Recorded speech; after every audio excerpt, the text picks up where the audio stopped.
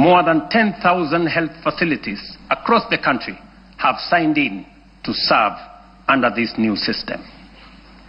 But, honorable members, real health care begins long before patients reach a hospital. That is why, in September 2023, we deployed 107,000 community health promoters, the largest primary health workforce in our history, trained, equipped, and present in every ward in all our 47 counties. Their impact has been extraordinary. Consider three statistics. 8.9 million households have so far been visited. 9.9 million diabetes screenings have been done with 134,000 cases diagnosed. 6.5 million hypertension screenings have been conducted with 305,000 cases confirmed.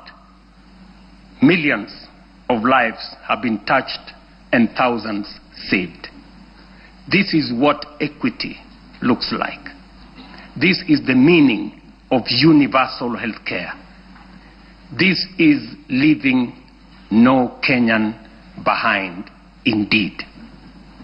Behind these numbers stand the community health promoters, quiet, devoted, tireless, heroes of this new era.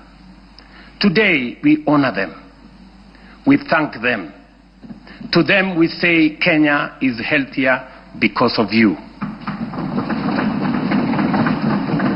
Mr. Speaker, when I promised that those unable to pay would be supported by government under UHC, the cynics scoffed as usual.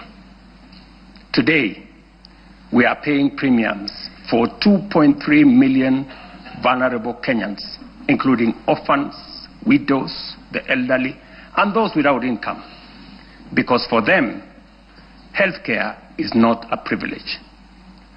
And I must commend members of this august House who have stepped in to support vulnerable families in this gesture. We